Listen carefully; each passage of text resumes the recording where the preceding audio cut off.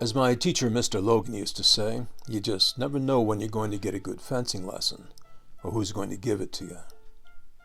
This lesson is an extremely important one. It comes to us courtesy of an old friend.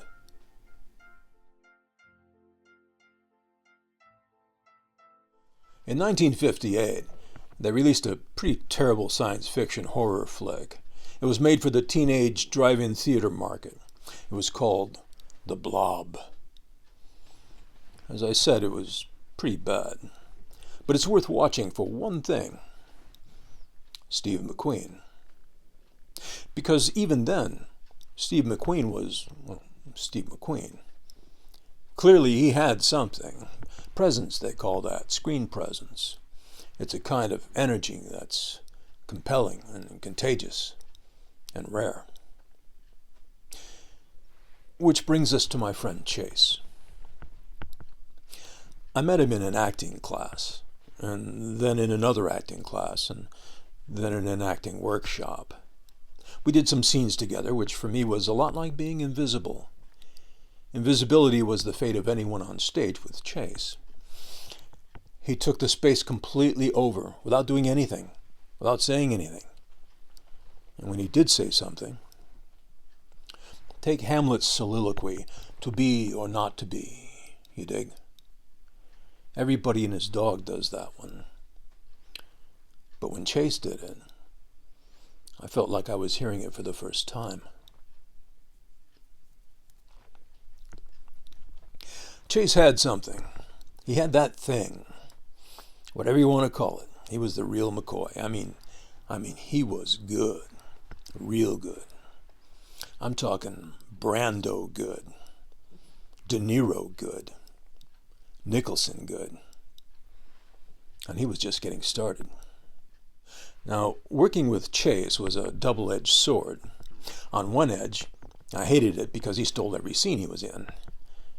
But on the flip side, he was always so upbeat, always praising everybody else, and always very modest about his own performance.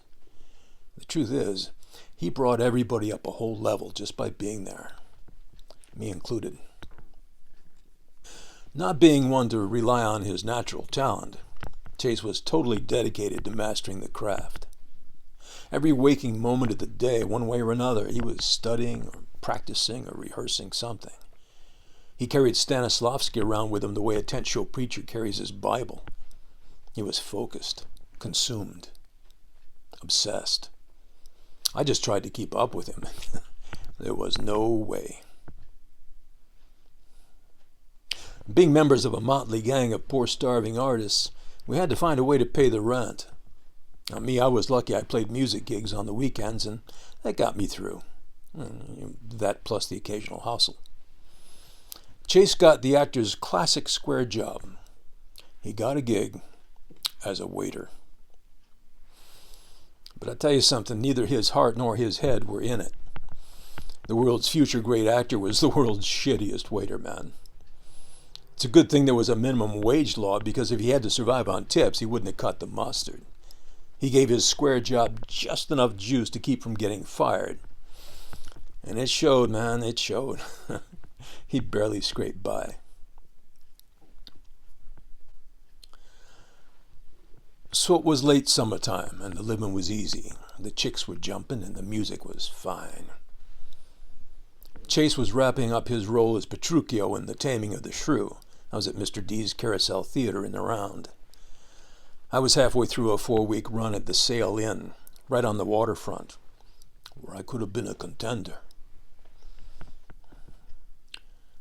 As I recall, it was a clear, blustery day.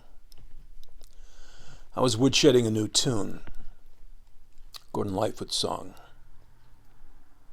If You Could Read My Mind. And I was thinking about my fall class schedule, worrying about the war, of course, and this cute hippie chick named Heather in her yellow Mustang ragtop drove up and brought me the late-breaking news. Chase was dead. Car accident.